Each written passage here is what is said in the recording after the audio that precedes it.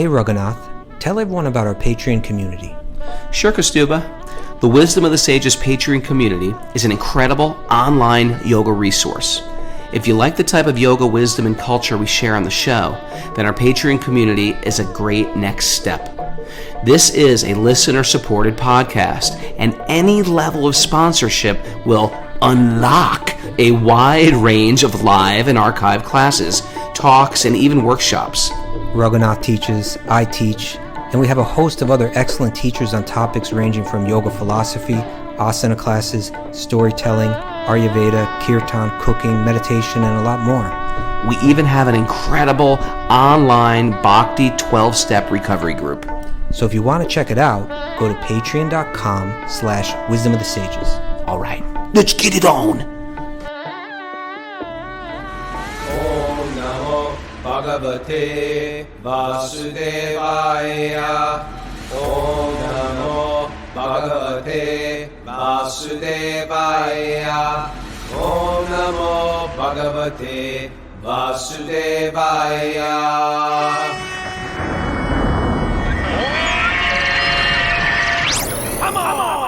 Live from snowy upstate New York, this is Wisdom of the Sages, a daily yoga podcast with your host, Raghunath, and co-host and senior educator at the Bhakti Center in New York, Kaustubha Das. Welcome, everybody. We're having a white Christmas up here in upstate New York. How are you, Kaustubha? I'm doing okay. Doing good? Yeah.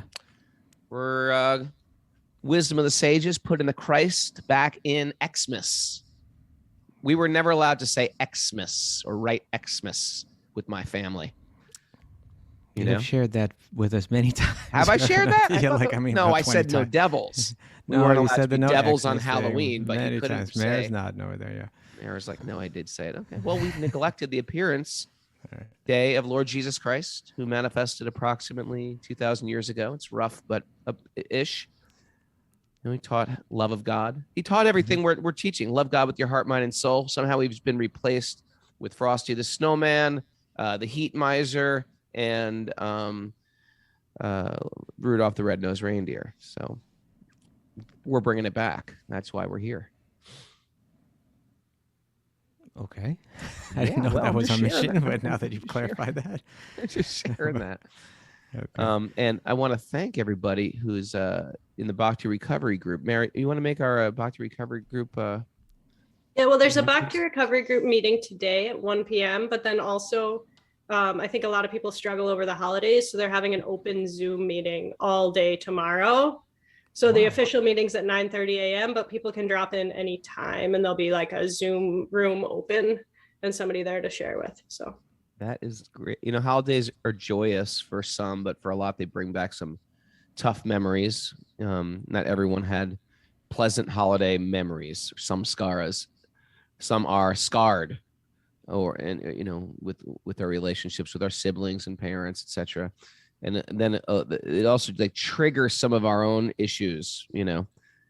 So anyway, I'm really happy that they're doing that. Last year, someone wrote that the Bhakti Recovery Group saved their life over the holidays. Oh, that's right. Yeah. Yeah. I was thinking like a lot of us, like any issues we had, some of us have just like dealt with those issues by like, well, I'm just moving out of my house.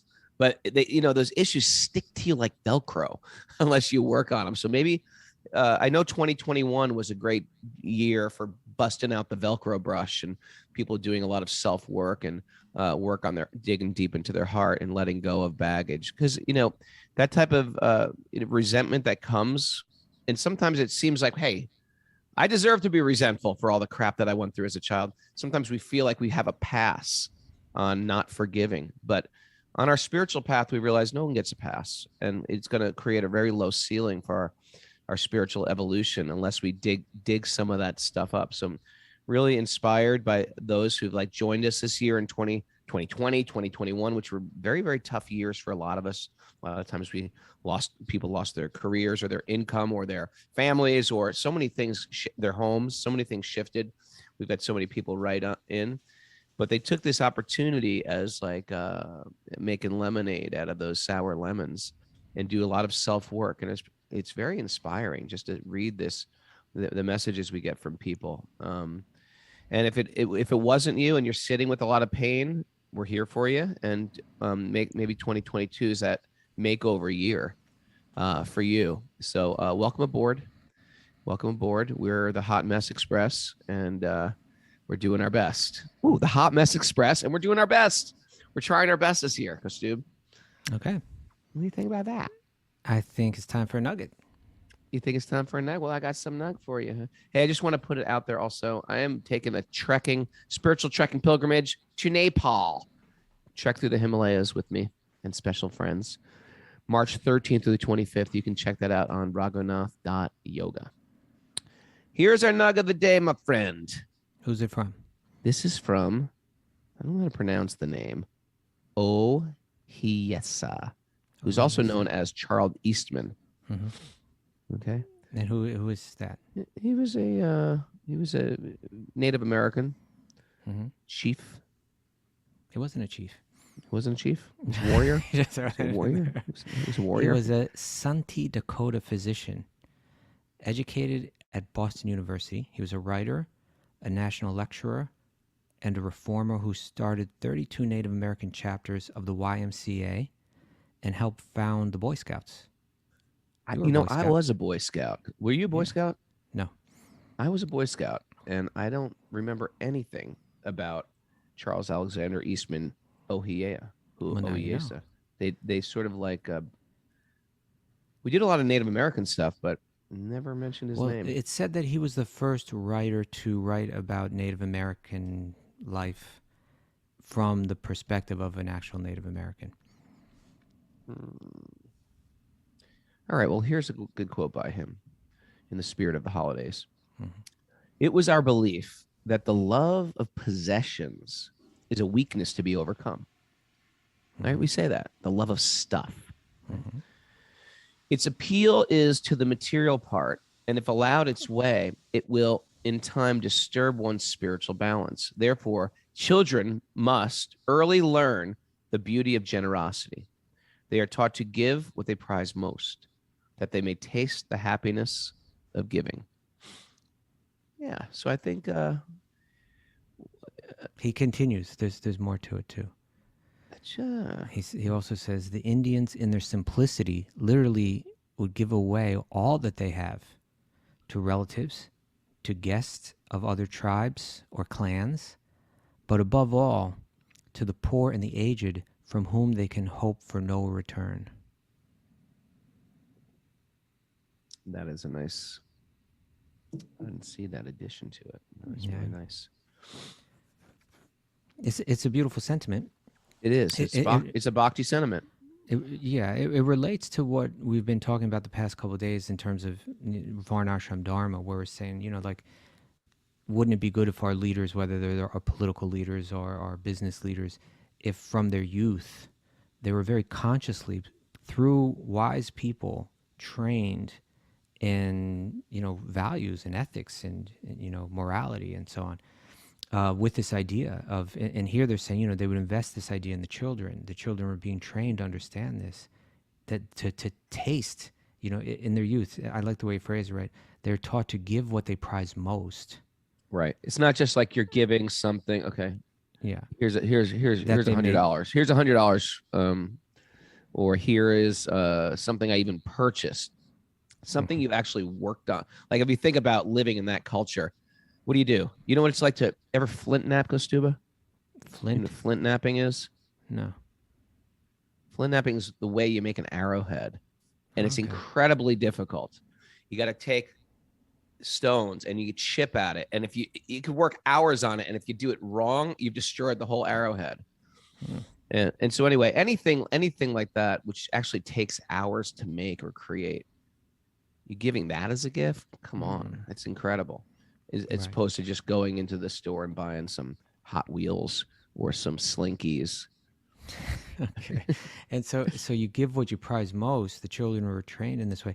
It's why? So that they may taste the happiness of giving, right? And then even to further refine that idea, give to that person that could never pay you back, right?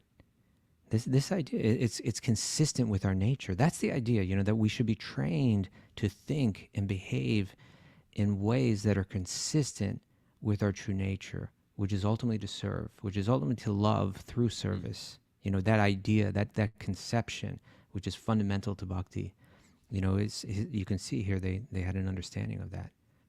And the way that he began it, you know, he was saying it was our belief that the love of possessions, and you could call that material attachment, right?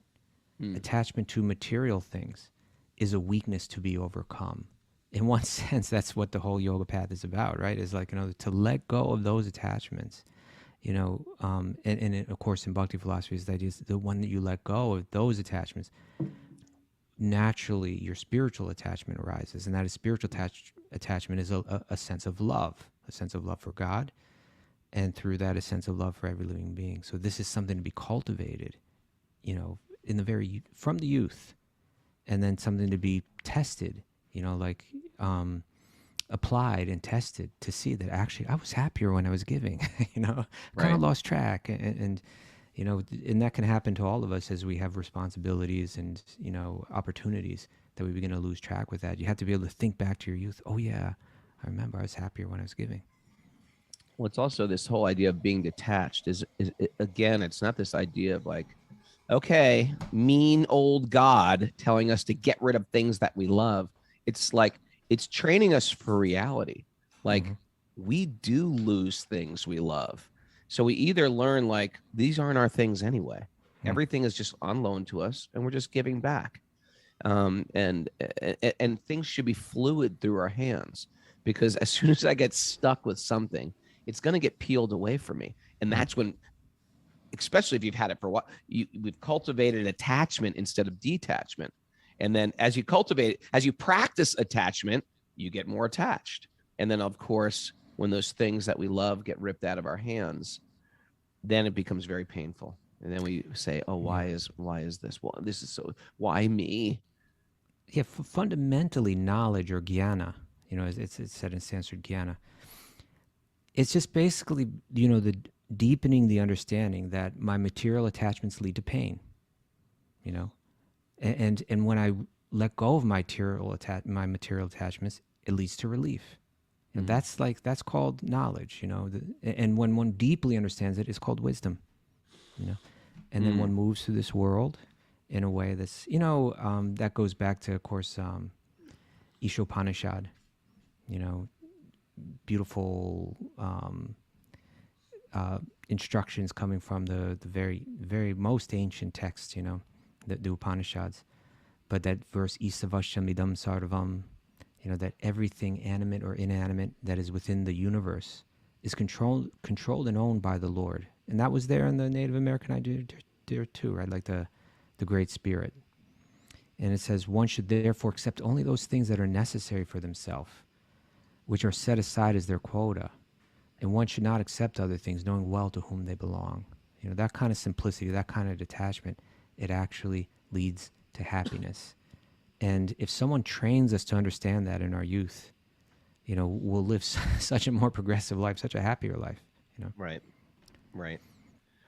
Yeah, it's just fundamental information about how the laws of the universe work. Not to scold us or to be angry at us, or that God is this authoritarian nagger. It's not a nag. God's not a nag. He's trying to give us information to live peacefully. Peacefully means I own nothing in this world. All I own is the ability to give love. Everything else will be taken away except the desire to give love. Okay. That can't get taken away. Everything else will get taken away at one point.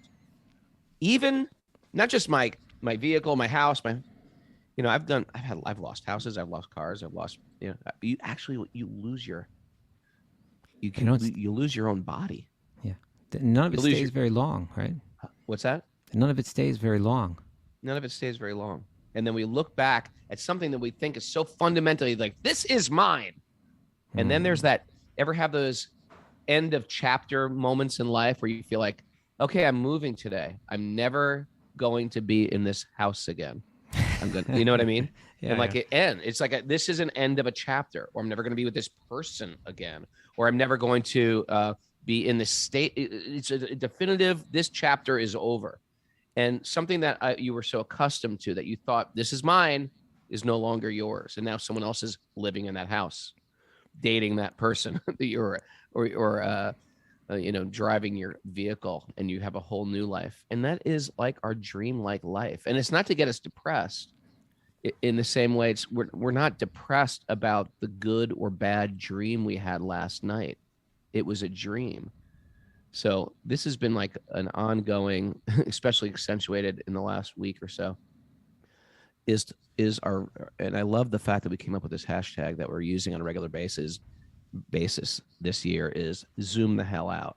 Zoom out of the stuff that we think we're owning, possessing, that is happening to us, and zoom out a year and see how you're going to feel in a year with the same struggle you're going through. Zoom out in 5 years.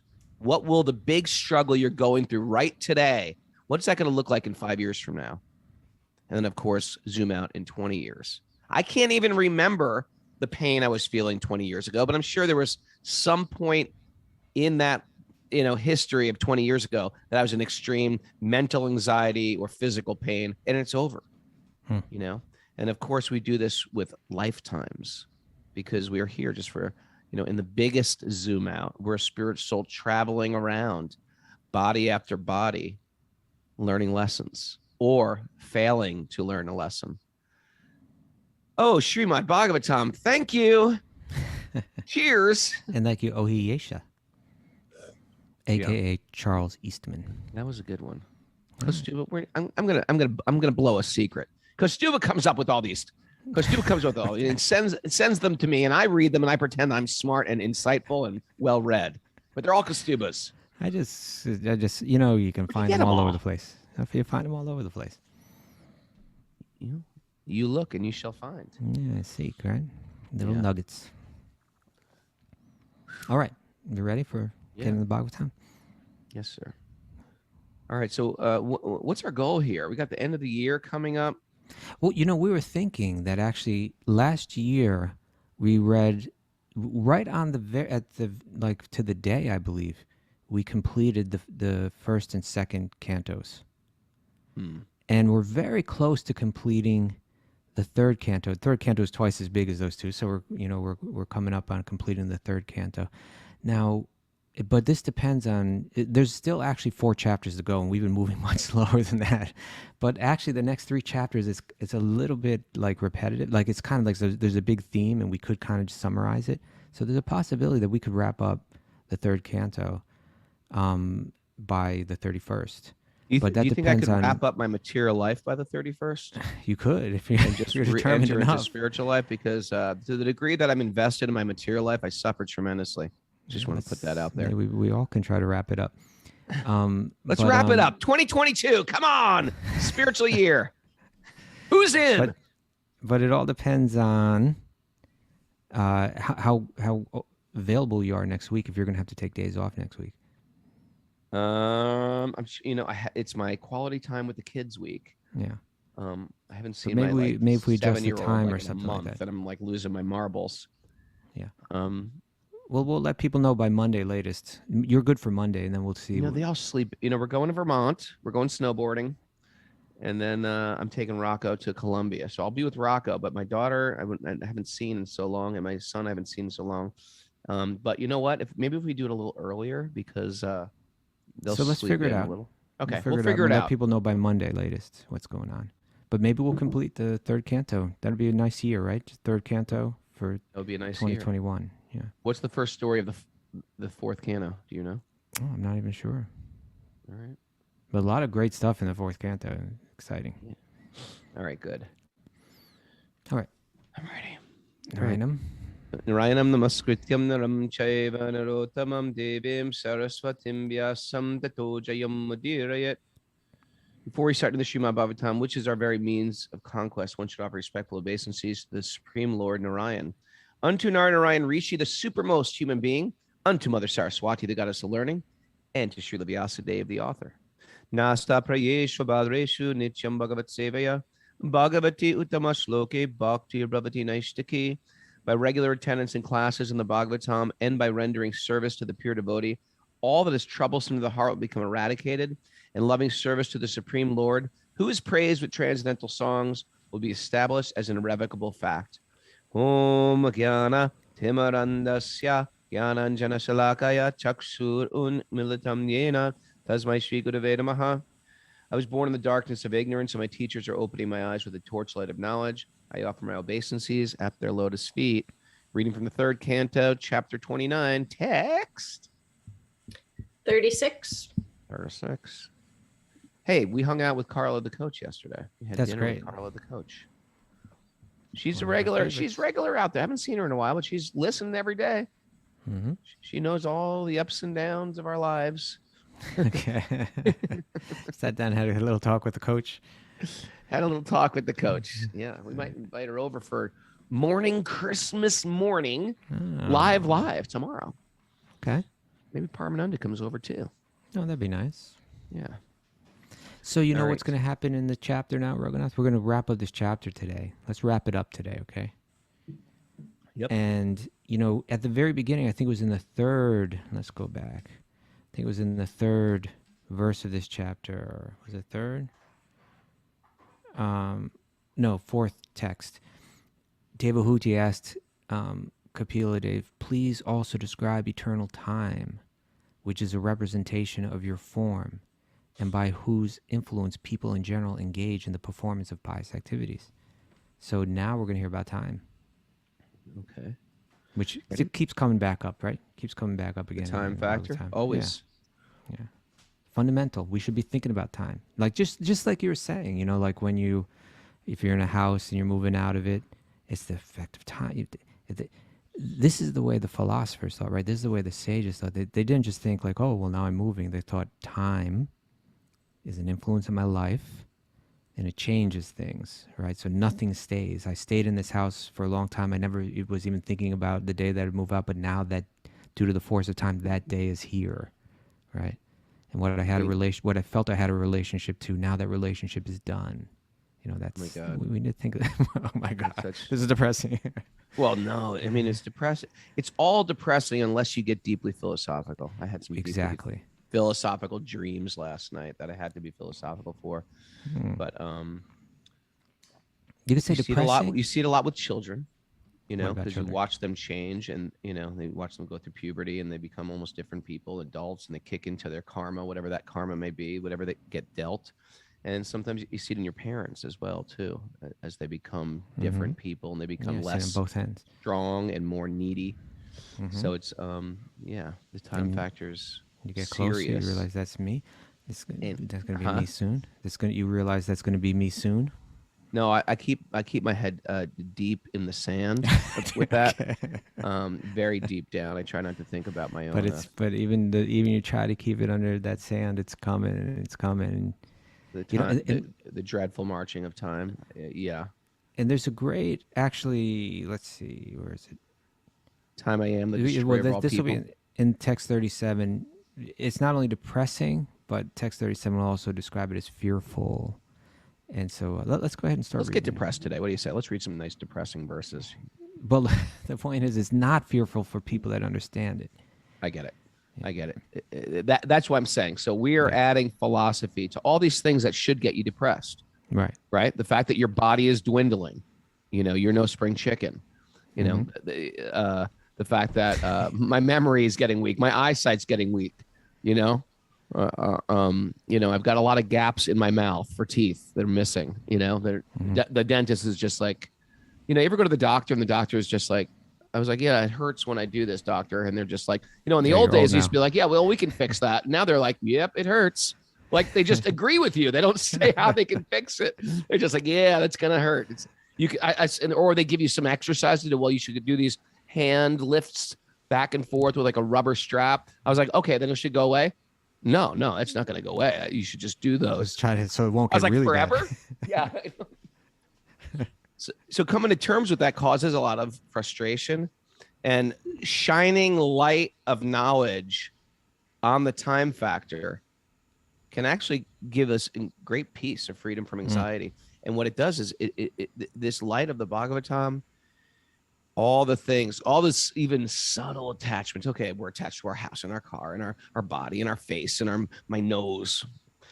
if you can't see because you're not on Zoom, but I had a very, very beautiful Italian nose at one point, and now it's slashed like the Supernica slashed. Get my stitches out today, by the way. Oh, good. But anyway, the Bhagavatam refines even the more subtle things that we're attached to, and to give us that freedom from, I'm not an owner of anything except an owner of the ability to give love. Okay. Text 38. Text 36. Text 36. The Purusha, whom the individual soul must approach, is the eternal form of the Supreme Personality of Godhead, who is known as Brahman or Paramatma. He is the transcendental chief personality, and his activities are spiritual. The time factor, who causes the transformation of various material manifestations. Isn't that a great way to describe time? It's a very interesting term, actually. It says rupa, beta, asapadam. Aspadam. Rupa, beta, aspadam. Which means rupa means? Form. Beta? Time. No. Beta like a chincha beta beta? Inconceivable. That's the chincha part. Beta, beta, different and non-different. So beta means different, or like you could say change or transformation. Different forms, okay. Right? Something transforms, it becomes different. So rupa, beta, aspadam. Aspadam means the cause. So what is time? Let's really think about it. You know, time is that which causes the transformation of forms, of material forms. Right? Ooh. Interesting, huh? Yeah. The time factor who causes the transformation of various material manifestations is another feature of the personality of Godhead. Right? Mm-hmm. Krishna says time well, am. We just heard about 3 different features in the previous verse. We heard about Brahman, we heard about Paramatma, and we heard about Bhagavan, the Purusha, right? So, and so, you know, it's the Gyanis, those that have an interest in becoming detached from the things of this world so that they can find peace, but have no interest in the personal God. They connect with God in the form of Brahman. God appears to them as Brahman, you could say, as impersonal, non-personal energy. And the yogis, these Ashtanga yogis, generally they were practicing their Ashtanga so they could go deep into meditation and connect with God in the form of Paramatma, God within the forearm, form of Lord Vishnu within the heart. So he appears to the Gyanis as Brahman. He appears to the yogis as Paramatma. He appears to the Bhakti-yogis as the Purusha, as Bhagavan, as a person. But what if you're not interested in any of those, right? What if your material attachments have led you to just think, well, I'm just live for the things of this world? You will still meet God, but you'll meet him in the form of the time factor. He'll appear to you in this form. Right, and not the most attractive form. Well, it's a fearful. Well, continue to read and it'll speak about it. Just read that. That was a quote by Oppenheimer, the one who created the atom bomb. He quoted Bhagavad Gita. Right. Kalosmi Lokshaya Kri Pravidho. Time I am, the destroyer of all worlds. Yeah. Is that it? Yeah, that's right. So read this verse again from the beginning. The time factor who causes the transformation of the various material manifestations is another feature of the personality of Godhead. See, it's another feature. We talked about those other 3. This is another one. Okay. Anyone who does not know that time is the same supreme personality is afraid of the time factor. Okay. That's a key statement there, right? In other words, I had no interest in Brahman. I had no interest in Paramatma. I had no interest in Bhagavan. I had interest in the things of this material world. Okay, well, there's no escaping. There's no getting around Krishna. His influence is everywhere. So you're going to meet him in another feature, and that's in the feature of time, right? It's his programming. It's the programming that he's coded, downloaded, and installed into the material world. You're good, man. You just thought of that right now? No, I said this on shows many times in the past, Raghunath. Many times. You were reading the chat board. I was using the chat board. I missed it. What was that? Coded, downloaded, and installed, right. And made a spreadsheet. but you know, in other words, if there was, you know, it's funny. I may have shared this on the show once. I'm not sure, but I remember being a kid, and when I say kid, I was probably like 16 years old, and I was sitting in a bar on Avenue A, right? And I was talking to a girl, but I was like philosophizing.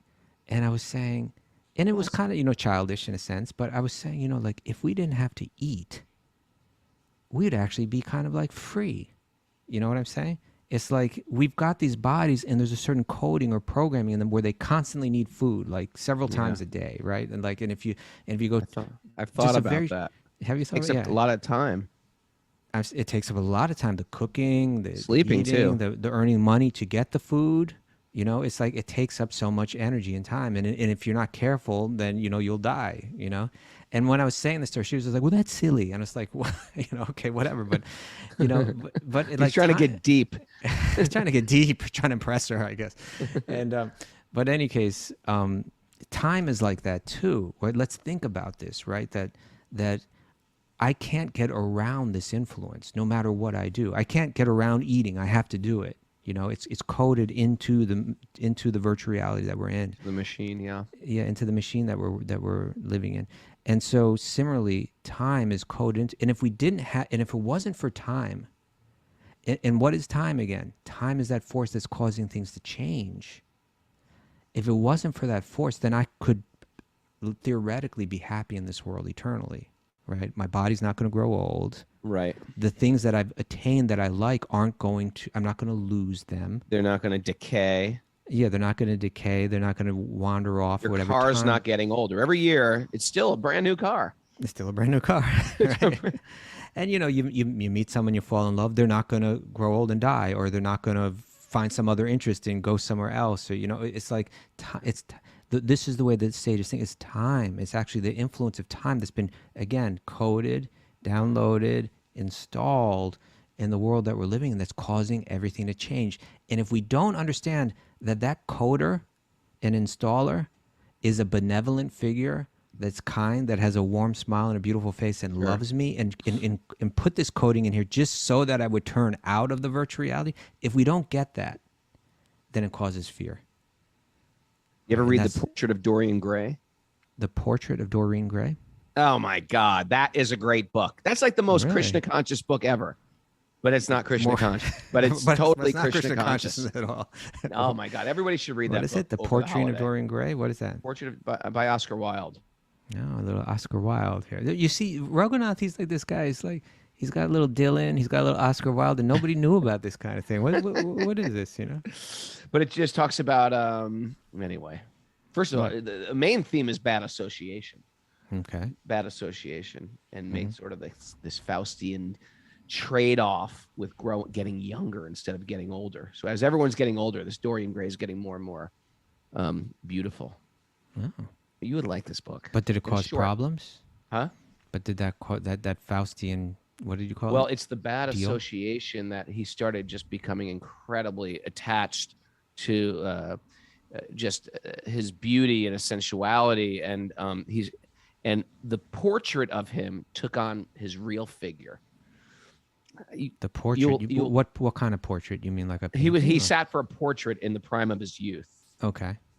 And then he associated with Lord Henry, and Lord Henry was incredibly clever, but real bad association. And he started adopting Lord Henry's beauty and Lord Henry's philosophy on life. And then he just became, really vulgar. But as he became vulgar, he didn't take it on. This portrait did. So they had to hide the portrait. You would love this book. It's a short book. It's a good read. Maybe I'll check it out. You will love it. Yeah. Okay. So in any case, the point here being is that and this goes back to what we were speaking about earlier, if I understand what time is, that is Krishna. And it's Krishna nudging me and poking me and making sure that I don't fall too deep into illusion, right? Saying, hey, wake up. Everything in this world that you're in is disappearing. This isn't your home. You're eternal, but you're in a world where everything is temporary. Turn back, If I don't realize that, then it causes fear, because I'm losing it. I'm losing my body. This is me. It's going to be gone forever. It causes fear. I'm losing a person. I'm losing a thing. I'm losing a possession, right? It causes fear. So now this theme where Krishna says, I am time, and if you don't get it, it causes fear. He's going to begin to describe how the entire virtual reality is operating based on this. You ready? Right. Read a few verses now. Lord Vishnu, the Supreme Personality of Godhead, who is the enjoyer of all sacrifices, is the time factor and the master of all masters. He's the master of the universe. He enters everyone's heart. He is the support of everyone, and he causes every being to be annihilated by another. That's part of the programming too, right? Like one Causes being is every eating being to another. be annihilated by another. Yeah. But here it says, it clearly Basically says what's the Supreme Personality of Godhead is the time factor. Okay. Now, and this is interesting. In the next verses, Prabhupada translates them by saying the Supreme Personality of Godhead, but really the word used, let me see what it is. It's in different verses going to be different things, but it just means like that which we referred to previously. In other words, that time factor, like yat, the word yat. It's saying, right. In this verse, he says, I am time. And so Prabhupada translates all these verses as the Supreme Personality of Godhead, yada, yada, yada, where he could have translated it as time, yada, yada, yada. And I think if we read it in that way, we'll find it more. Prabhupada wasn't necessarily dealing with, wasn't addressing our idiosyncrasies and our triggers and our right all that. So here it's going to say it's out of fear of the Supreme Personality of Godhead that the wind blows. But really, what it could be saying is it's out of fear of time. All right. Okay. Text 39. No one is dear to the Supreme Personality of Godhead, nor is anyone his enemy or friend. But he gives inspiration to those who have not forgotten him and destroys those who have. So now let's read this. Let's read it like this, right? No one is dear to time, nor is anyone time's enemy or friend, right? Time is like, it's this programming impartial, that's here. completely Totally impartial. Yeah.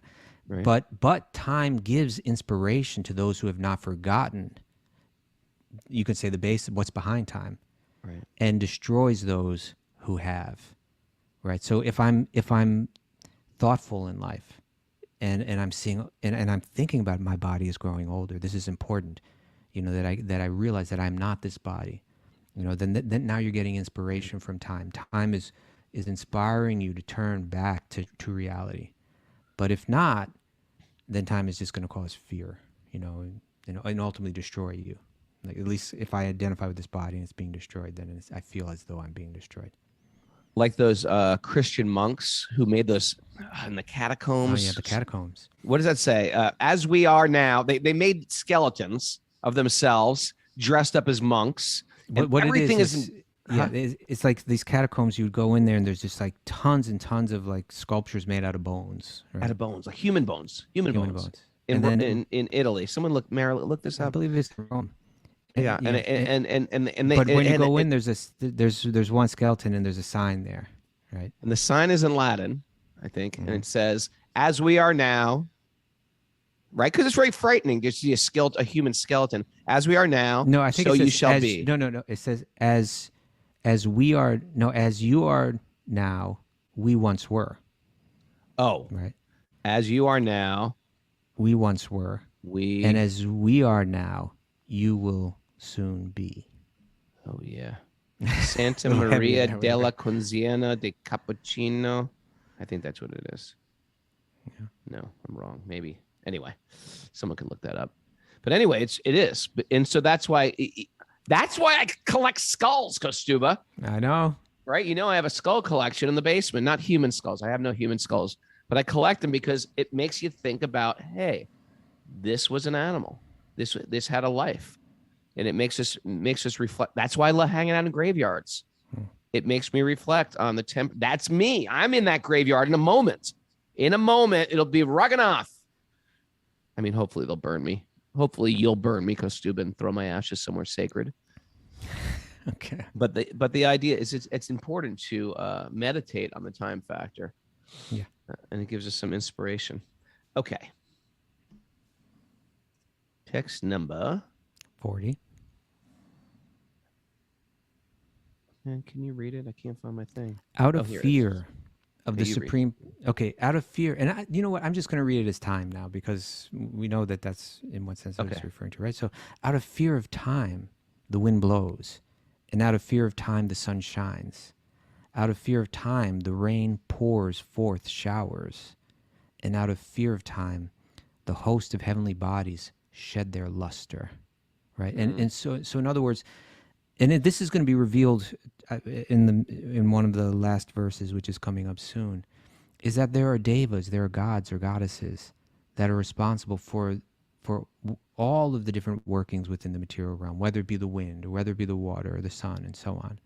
And so when it says out of fear of time, it means that there's a recognition or an understanding that things will change. What is fear, right?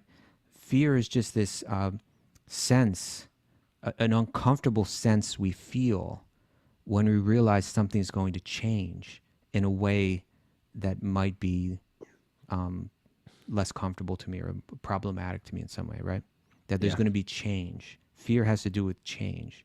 And so out of fear of time, out of the fear that something will change in a way that will be problematic for, and quite frankly, we say, oh, well, what is it that the devas have to work with, this fear of Vishnu is going to wipe them out with his time factor or something like that, or punish them or something. But really, this is how the whole world works. Why does someone get up and go to work?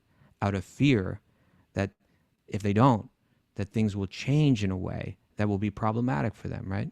Well, if I lose my job, that's going to be a problem. I won't be able to pay my rent. That's going to be a problem, So in one sense, like the world is functioning out of fear. We're all afraid that things are going to change in a way that will be problematic for us. And again, the sages, the philosophers, they're looking at life like this, really trying to understand what's behind it, realizing, hey, if we didn't have to eat, we'd be free. Or if there was no time, we could be happy eternally here, And similarly that, everybody's moving in one sense based on fear, based on the idea that I won't have what I need, or I won't have what I want, or I will suffer in some way, so let me act. Okay. The Capuchin 41? Crypt. The Capuchin Crypt, it's called, Mara says.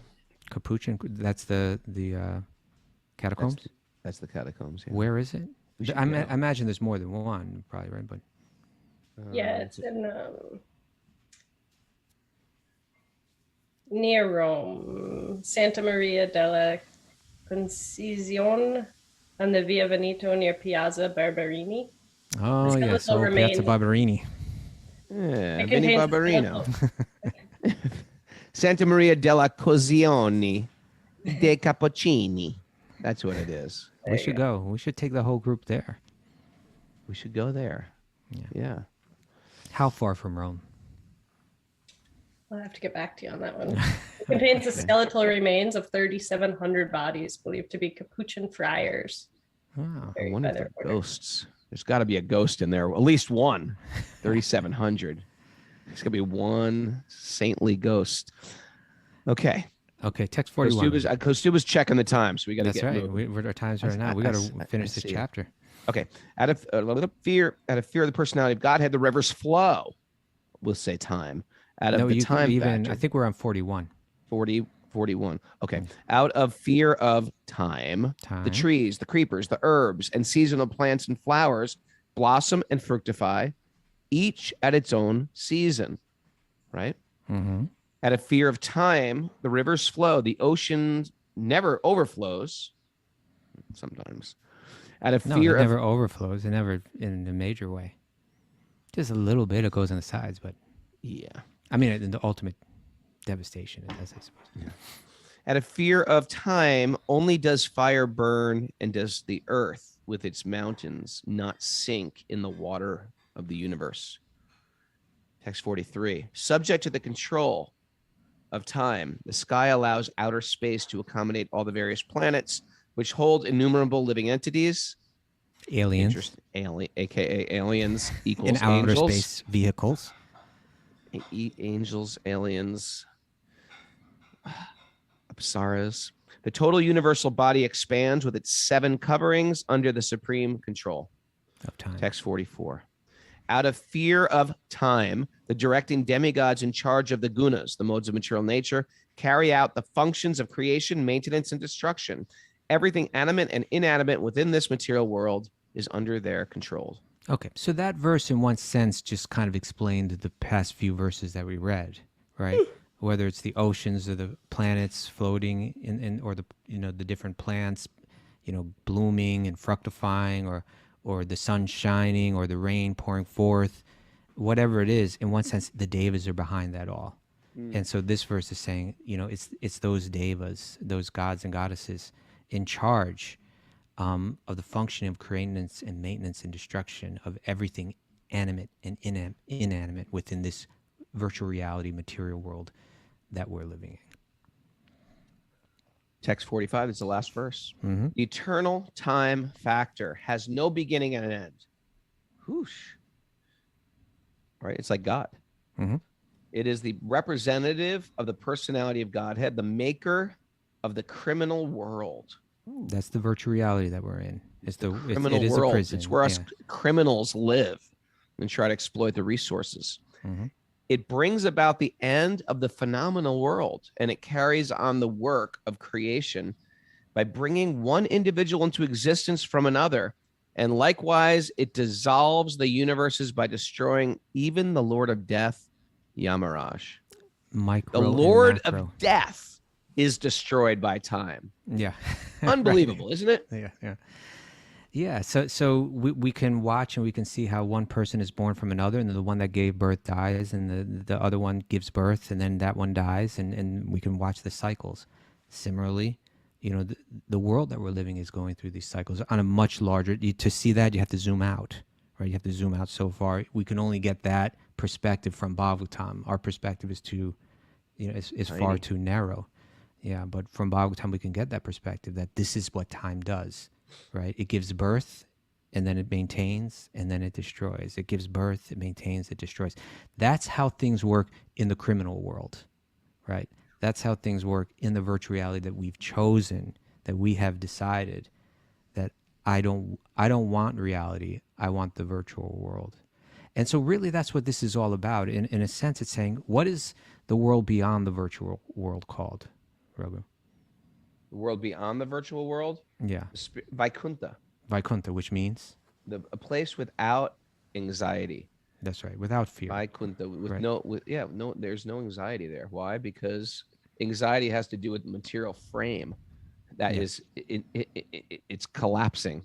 It's collapsing. Why? Because of the factor of time. Is the factor of time? Yeah. So in one sense, the spiritual world, or let's say the material world, the virtual reality that we're living in, is a reflection of the spiritual world. And reflections are unique and interesting because they appear to be exactly the same as what they are reflecting, but actually they're the exact opposite, right?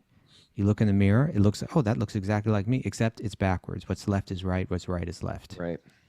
And so this realm, in one sense, it's similar to the spiritual realm where what we see, particularly in nature, there's relationship, there's beauty, there's light, there's warmth, there's water, there's rain, there's sun, there's rainbow, there's all, whatever. In one sense, what's going on there is going on here, but it's reflected and it's backwards and it's warped. And so that world, there is no fear. It's Vaikuntha. There's zero fear. Nothing. Everything operates based on love. Here, everything operates based on fear, right? Even, again, we're saying, like, even our employment, most people go to work out of fear that if I don't, I won't get by, right? That feeling isn't there in the spiritual realm. I work, I move, I act out of love, and only out of love. Right? So these verses are just trying to help us understand that fundamentally there's a difference with the realm that we're living in and the realm that we're meant to be living in, and factors like time are representations of that same person who we're meant to connect with in the other realm. We said, I don't want to connect with you. Okay, then you can enter into the virtual realm, but I'm not going away. I'm still here. Right. And one of the ways that I'm here is as the force of time. And that force of time is going to make everything move in this world. So which one do you want? It's up to you. You're never the ultimate controller, but you have a choice. You're never going to get that one. You're never going to get that position. One. Yeah, you're very small. You're very limited. Yeah. And if that concept is too much for you, then you lean towards an impersonalist type of philosophy where, like, I am God, right? But there's all kinds of fallacies with that idea, that you can pick it apart, you can pull the string out and see, I'm not God, but But what Bhagavatam is saying is that you have the choice. You don't have the choice of being God. You can try to imitate God in the material realm and connect with him in the form of the time factor, or you could not imitate with him, but you can cooperate with him in a loving connection in the spiritual realm. And there is no influence of time. And you're not operating based on fear, but you're operating solely based on love. All right. Mara. Mara G. It's your time, Mara. It's Mara's special time of the show. What are some takeaways, Mara? Give us some knowledge. Okay. Drop some bombs on us. Here we go. Give away what you prize most to develop your taste for giving. Yeah, that's the Native American wisdom. What do you got? What do you got for me, Kaustubha? You going to give me something? I'm going to give you a new microphone stand. I'm helping you become more spiritual. I want to how kind and generous of you. Let go of material attachment to develop spiritual attachment. Okay. Alrighty. Mm-hmm. The desire to give love is the only thing that won't get taken away. That's right. Unless we choose to lose it. Right. To the degree that I'm invested in my material life, I suffer. That's right. If you don't know the benevolent coder, the program will cause fear. And we're on the Hot Mess Express doing our best. We're on the Hot Mess Express doing our best. Woo! That's a way to end the show. All aboard the Hot Mess Express. For the Christmas Express, we could still, if someone wants to write in, we've been getting some Christmas questions now, so we can do that theme tomorrow. But anyone else has Christmas questions, send them in quick. We'll go to our Christian authorities. I'm trying to figure this out. Thanks, everybody, for joining us. Woo! You seem tired a little this morning, Raghu. What's going on? Nah, I'm being philosophical to help deal with the holidays. Okay. I'm dealing. Well, you come on down. I'm going to make you some pizza, make some for the kids. Yeah. We'll offer it up. We'll have a good time. I'm looking forward. Okay. We're going to hope you guys have a good Christmas Eve for those who celebrate it. We're going to go to Bobby Marchand's house and hang with her and her parents. All right. And then we're going to have a Christmas morning show with everybody. Invite Paramananda over. Want to go live tomorrow, Paramananda? I wonder how many people we're going to get tomorrow morning. What do you think? I say, I don't know. It's either going to be huge or empty. Okay. Just you, me, and Amita Parekh are going to be here. I think we took Christmas off last year. We did, yeah. We did? Okay. Oh, yeah, that's right. That's right. So that was me. And I criticized you, I think, for saying, well, are you crazy? Of course. Okay. Happy solstice. People are saying. The solstice right now? That was a couple days ago. Oh, yeah. Isn't that... There was stuff going on, wasn't there? A couple days ago? Solstice? There was some, like... It was definitely one of those planetary retrograde... Venus in retrograde. Something was up. I don't know what it means, but something was up. All right. My stitches come out today.